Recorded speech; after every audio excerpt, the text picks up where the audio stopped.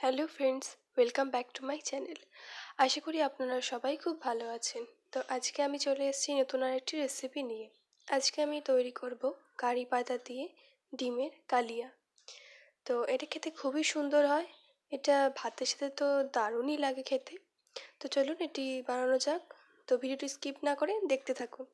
প্রথমে আমি কড়াইয়ের মধ্যে দিয়ে দিচ্ছি 3 পলা মতো সর্ষের তেল, অর্থাৎ 3 চা চামচ মতো সর্ষের তেল। এবার আমি এতে ডিমগুলো ভাজবো, আর এতে একটুখানি দিয়ে দিচ্ছি আমরা হলুদ গুঁড়ো, একদম অল্প একটুখানি, ছোটো চা চামচের হাফ চা চামচ হলুদ গুঁড়ো দিয়ে দিয়েছি।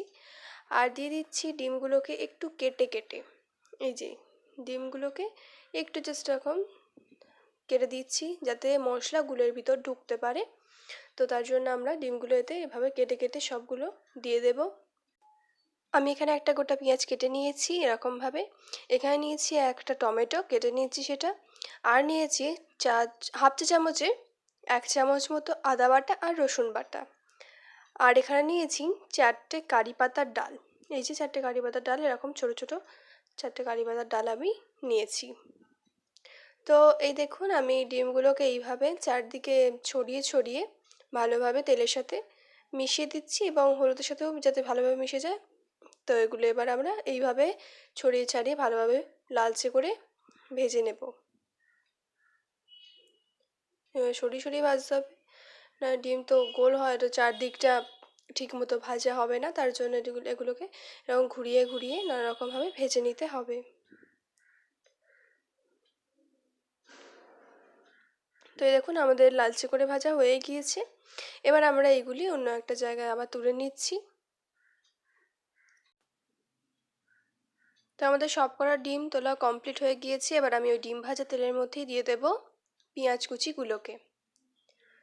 তো পেঁয়াজ কুচিগুলো আমরা দিয়ে দিয়েছি।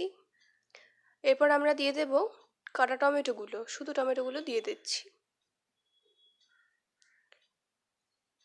দিয়ে ভালোভাবে এটা নাড়িয়ে দিচ্ছি।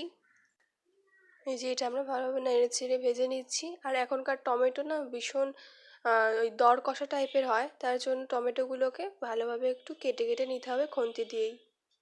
তো পেঁয়াজগুলোর জড়গুলোও আমরা ছাড়িয়ে নিচ্ছি, আর টমেটোগুলোকেও এই যে ভেজে নিয়েছি ভালোভাবে। টমেটো পেঁয়াজ লালচে করে ভেজে নেওয়ার পর আমরা এতে দিয়ে দেবো আদা রসুন বাটা, আর দিয়ে দেবো হাফ চামচ মতো ধনে গুঁড়ো। তো আপনারা চাইলে ধনে বাটাও দিতে পারেন। তো আমরা এখানে ধনে গুঁড়ো দিয়েছি। তো দিয়ে এবারে আমরা ভালোভাবে আবার নাড়িয়ে দিচ্ছি। এটাও আবার ভালোভাবে ভেজে নেব আমরা।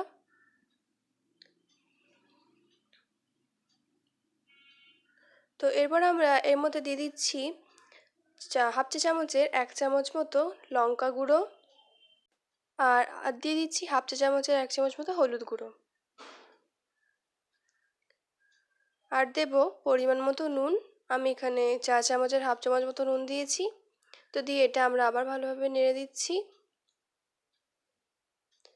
তো আবার বলে দিচ্ছি, আপনারা কিন্তু টমেটোগুলোকে হাত দিয়ে কেটে নেবেন, নাহলে কিন্তু এগুলো গুলবে না, ঠিক আছে? তো আবার খুব ভালোভাবে মশলাটা করে নিয়েছি। নিয়ে এবার আমরা কারি পাতাগুলো, যে ডালগুলো ছিল সেই ডালগুলো থেকে কারি পাতাগুলোকে আলাদা করে নেব। এই যে এইভাবে আলাদা করে নিচ্ছি। আলাদা করে নিয়ে এতে আমরা দিয়ে দেব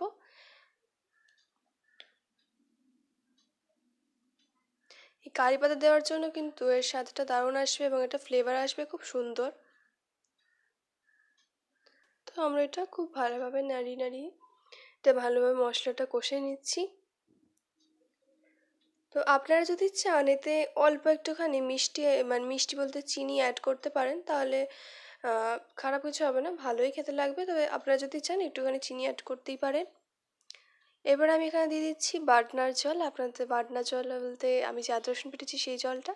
তো আপনারা যদি বাটনার জল না থাকে আপনারা সিম্পল জলই দেবেন। এবার আমি এটা ভালোভাবে এবার নেড়ে নিচ্ছি। তো এবার আমি ভালোভাবে নেড়ে নেওয়ার পরে এটা একটু ফুটে যাবে, তখন আমরা এখানে সব ডিমগুলো দিয়ে দেব। যে এটা ফুটে গিয়েছিল তাই জন্য আমরা ডিমগুলো সব দিয়ে দিলাম। ডিমগুলো দিয়ে এটাও চারিদিকে নেড়ে চেড়ে আমরা এর সাথে মিশিয়ে দিচ্ছি।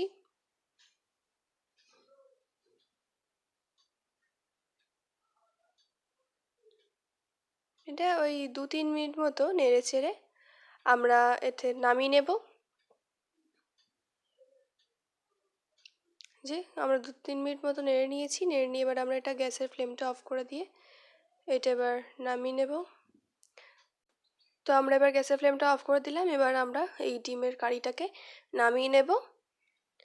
তো রেসিপিটি কেমন লাগলো সেটা জানাতে ভুলবেন না। রেসিপিটি যদি ভালো লেগে থাকে তাহলে লাইক, শেয়ার অ্যান্ড কমেন্ট করতেও কিন্তু ভুলবেন না। আর চ্যানেল যদি নতুন হয়ে থাকেন চ্যানেলটি অবশ্যই সাবস্ক্রাইব করে পাশে থাকা বেল আইকনটি প্রেস করে দেবেন, যাতে আমি ভিডিও আপলোড করলেই আপনারা সঙ্গে সঙ্গে সেটা দেখতে পারেন। তো পুরো ভিডিওটি দেখার জন্য অসংখ্য ধন্যবাদ। দেখা হচ্ছে পরের ভিডিওতে। ততদিন পর্যন্ত ভালো থাকবেন, সুস্থ থাকবেন। আজকের মতো এই পর্যন্তই।